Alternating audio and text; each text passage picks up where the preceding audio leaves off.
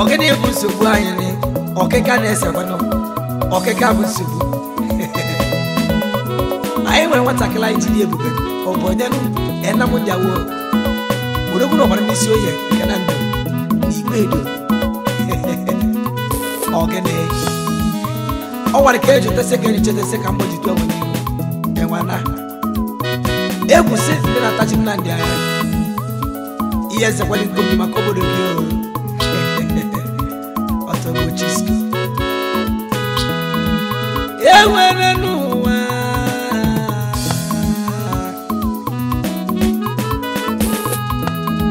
ewere nuwa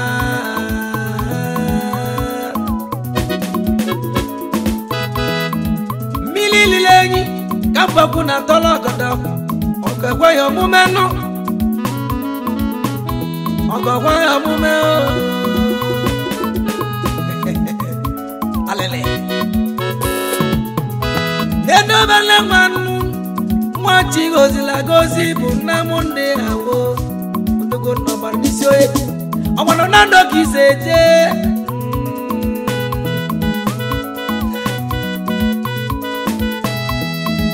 ena munde awo ni amulala matakele ni mi igbedo bani koshimilego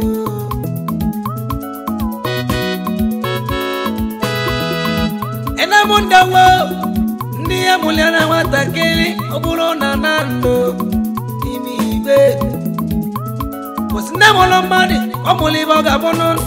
ena mundi wetobesie etakantu monde wawo wajaba pokwonu wago netu esiago unamolea inebini ibire mere bini onowa ena monde wawo okalo siwelu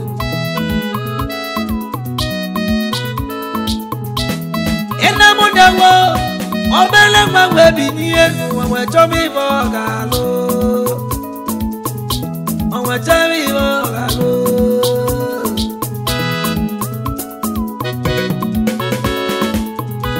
ena munda wo bono ni mobodo benu onyamale ogabo onyamale ogabo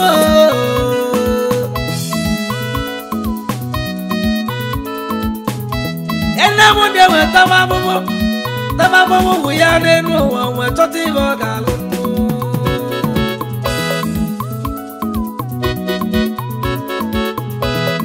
ena munda tagida bobo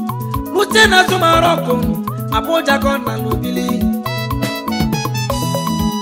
ebona nola banu okano sinka bola ya mabiano wetia ya kanola wetia na monde watakele gogo nyoto kanse gozia kanse gole galo na monde binya wayo we binyenu aya bia kanisi onya matakele no wanige jelimosi no maria ena mundi kwanu aya yetienu ena munda wo monangige sona kaina lo igbe dugunu ige jelimosi de no wa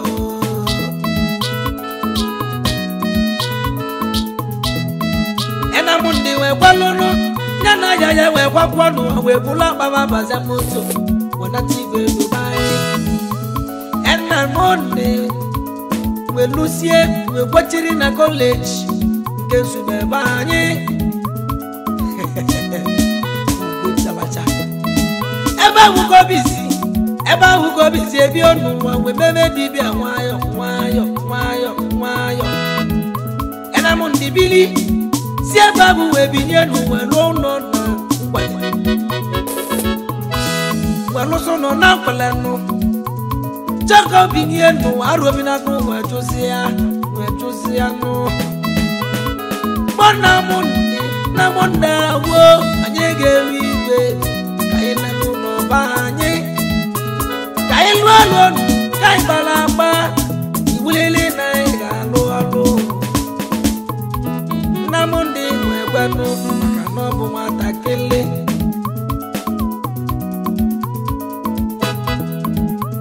aya ya dulu namunde dulu nando mamu koji wesesuru olo wekalia ina chongwa chono namunde alusio elugo bia onu aya ya bia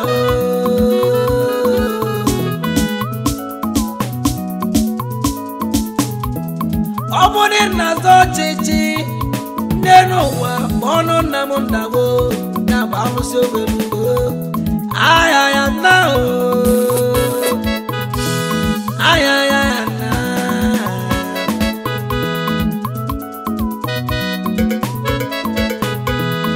even nesili igen nabi nazo dano maloso welije ngabano namundago na alusio elugo dalo aya imana ya ya we nworo nuwa nwanne m no ba jonwu inugwalia agesi welien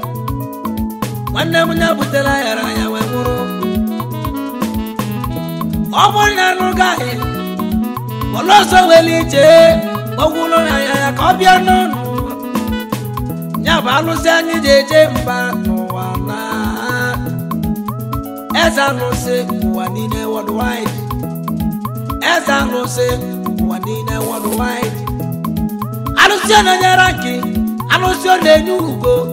alusio na nyanwa alusio na nyego alusio na zondonu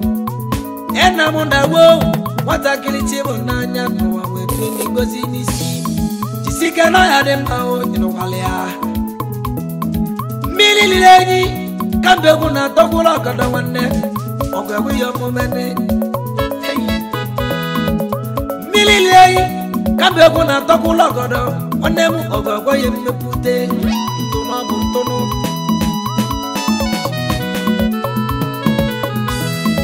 ena mondia ya waloso welije wenata ni migbe Dubai welo maruchie elusie ni gbe Dubai yendi tati anya nwa okika ka na zonu we choba namo yemesili wone nowa na ndi ori ebugolo namo kidnapper we biasia na kidnapper ebugolo namo de wonne mo no bo kwanto kidnapper buro namo de alose welugo umema dezu libuye wonne bia ne tokwa yejiro gbeje ba ya yejira mo se jeno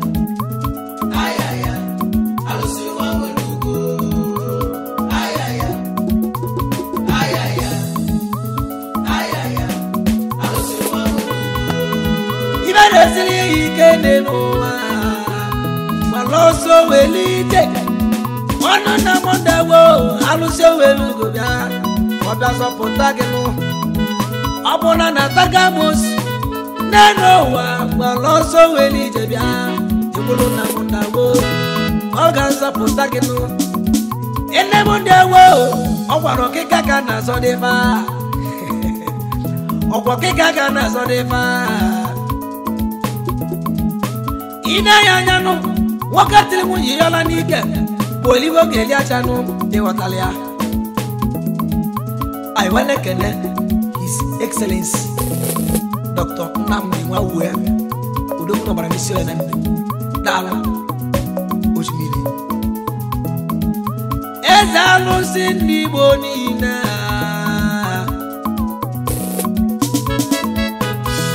Ezalo sindi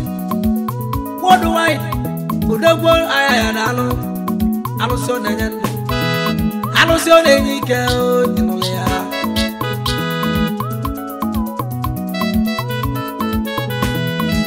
kai kandan odoja konna monde no Cynthia no ama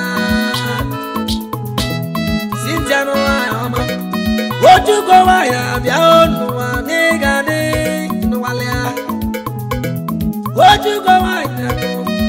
Cynthia wa ama no mama mo ne o no walea o chiste bunyanu onya mula re bunyanu mo ego mo ka bunyanya kende no na no walea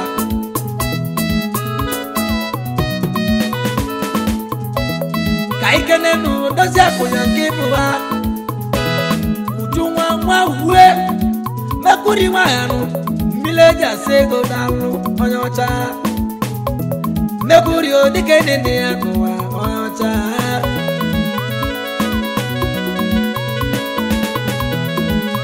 desi wanema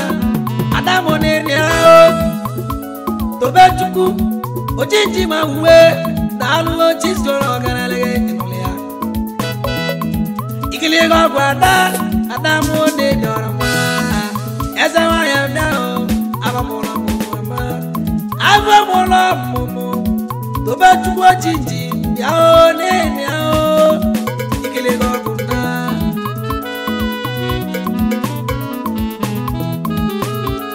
man wajiji atabulu zopome ndokode atabulu zopome nulia aya wala nyano anyi kene ndi ezi enyanu ndi kobulu nanya anyi kene gonu honorable emu eni okoye onso anaye kene okoye dikene ne ya ono wibo nine ono gunu oshimiri osanyi kenenu ezi enyanu is honorable onye kwele mudanu igwe spend ya udogo onye muleri na ukumagalo ko sejen honorable onye kwele mudanu nwale ya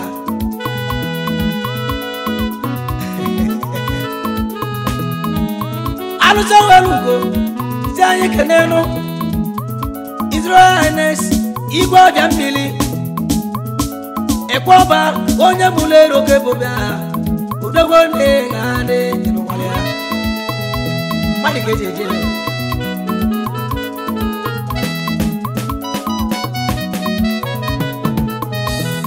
Osanye kenenu chipamiliki onu igbo ọnwa tisie ike ọbụrụ onwe oyoko dominiki na ọnwa na-ega dị oyi nwale ya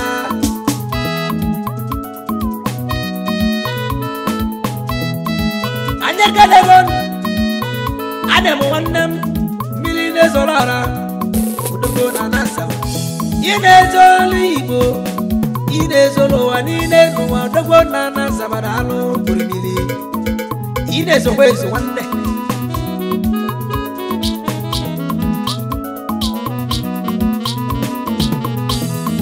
nenezu wanne chief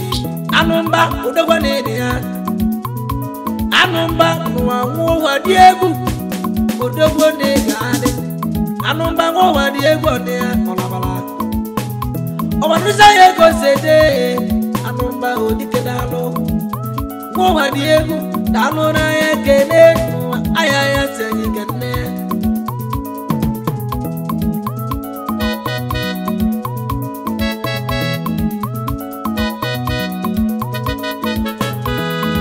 osanyi kenen yeswangiye chipjei atuamu aguna chambanalu aguna chambodo awaro nandogo sebia nuwa atuamu nuwa konye nemeke jaboya nuwa ndogo nigedo imana madoka ikawa mwanwa atuamu bodogu nuwodogu nanando bae kurimili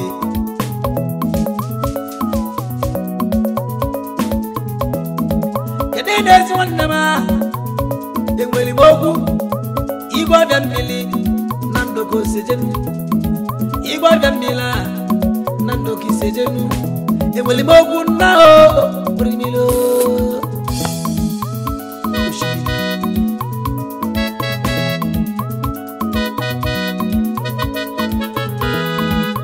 osaye kanenu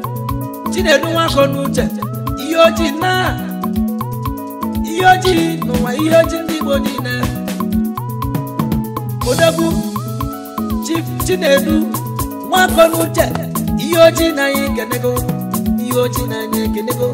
wetena kana wulo ki boto ino balea okedodo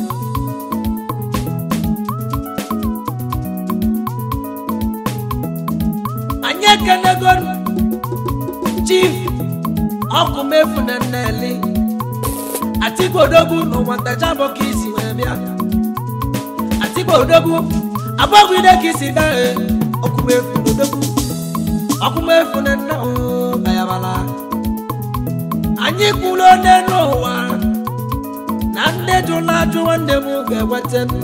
di wala kwege wetika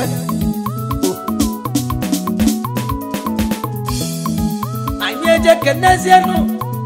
oga bata no wa ikemu emeneka ochiaya na nandobai ochiwo ochiaya na nandobai ochiwo ikemeneka ochiaya na nando oine no chia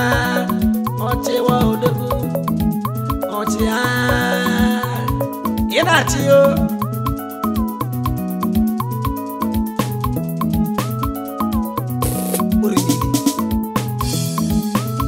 Kenegon Chief Mike Ekwanu Odogwo ya muleri Odogwo ya mbaga na liga Wane chisku dalo Mike Odogwo Ekwanu negade Odogwo ya selenu Odogwo ya muleri dalo Wane mbaga na liga Dalo nene o Inuwalea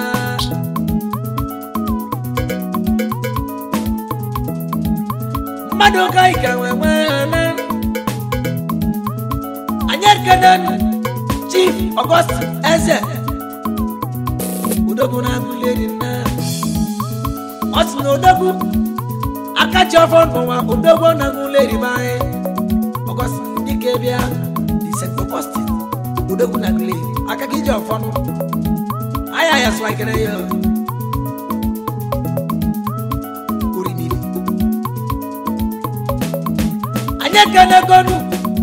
Chief Doctor Ibaya Bala Wanem Ina Kwangala Wanem Ibaya Chuku Abala Odogu Namweka Tekisi Edeo Islandama Obala Tulene Obala Tulene Ozibondo Odogu Ina Kwangala Abala Obubia O Ayaya Zayiganegi Inowalea Alutanu biga walaro Ushibidi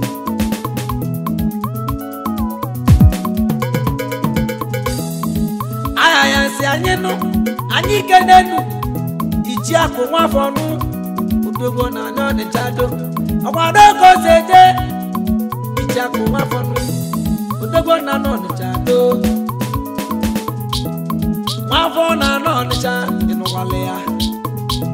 Mwafonu na nyone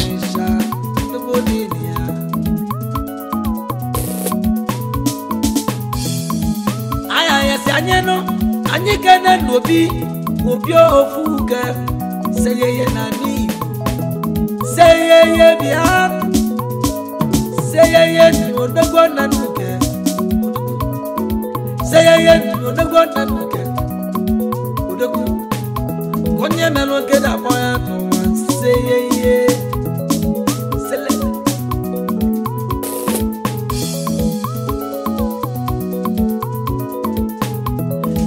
Javasienu Anya Talabayenu Chaliswa Naga Iseje Yukudo Nunanel Iklikoku Odigeni Neanwa Ibiane Nako Iklikoku Odigeni Muo Alanga Udagone na Bolibe Ikliko Udagone na Bo Achaliswa Kiseje yo Iklikego Dikedalo Dinomalea Alele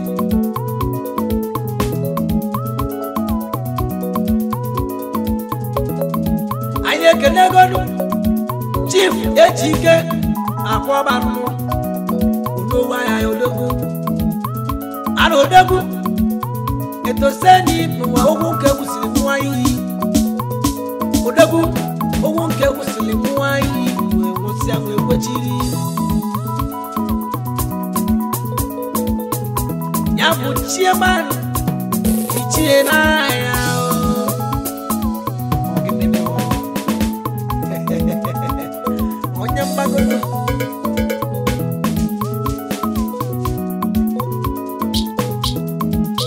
ekene gono yeso ne mo no ga ne no wa elu no ore bu na onye lu no bochiri onye lu no re bu ni o na no le ya nya bo nya de be de no secretary dike ne ya wa elu no do kunu ayabala mai kala kadia o wale mo bochiri le ko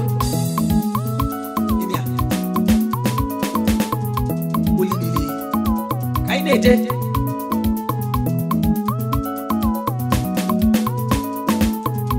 anya kele gonu yesi papa monu iti ude mesu enu ukiliso fonu no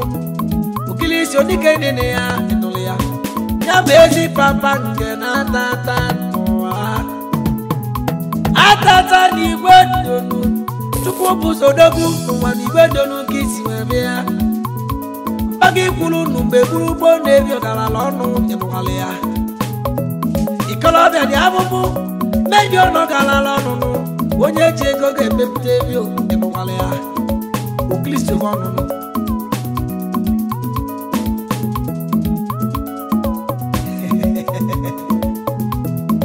Nene si wanemo.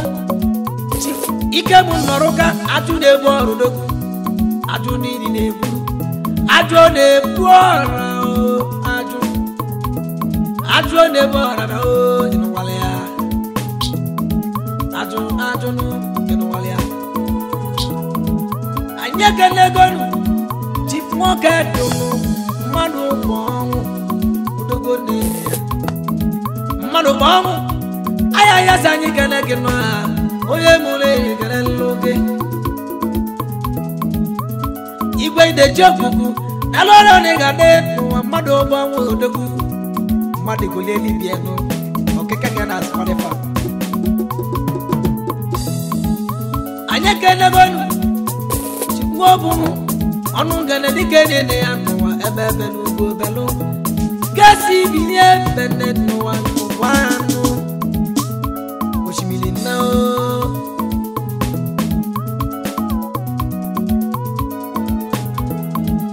Nesi wanema ayoma soni todogu ibolo wa mama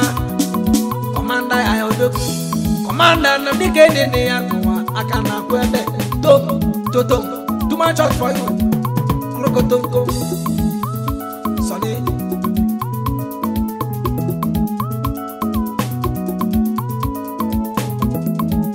nesi wanema igine tusu Check to understanding Nolia Udagu igine to so dike ne ya understanding yali Udagu understand no anu make nego ne ya water bonyakas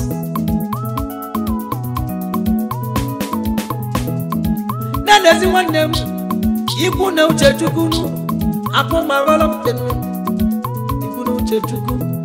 iku na bodike ne ya Udagu Ibune body kene kalachawa ayaba akuma wambi odo sepo olu go selunu anya kene nunu arunezi manwa senior pilot ya enwalia akona begonu urmili anya wana arunu dike na alwoy Yende lotero unu were didi bili no wana ogade masoso no wa ego kaina ego na egana alujo welugo okeka no obia gana so aya wanne mo no wa biko de lwana na ibe dide nu no buka no alujo welugo bia o ino wale Mborodo ego kaina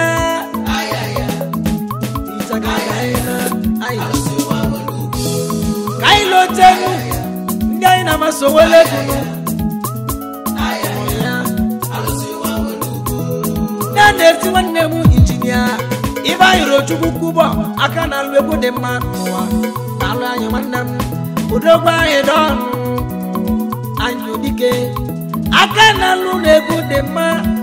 anyị kubo udogo na lu na ale tụnụkwala ya ka nwere ọbala nwe kene na-esi nwanne m Odigbo Jungle Justice na-ebịa bayabala nenu nwanne m Odigbo Jungle Justice no dogo na mo chedike ọnọsọ ya Desenu onya masu with set onya masu with ya onu onya piaro ya onya piara na yegu na yegu ya na o just got to see yegu mama boro ndesi onya abonyale eji ni genga na kanu onya ka mo na egwu onu wa mekosi abu wa onya bola omekosi abu wa eji ni genga na kan limu onya bola nwanne m nwanne mmadụ nwanne ya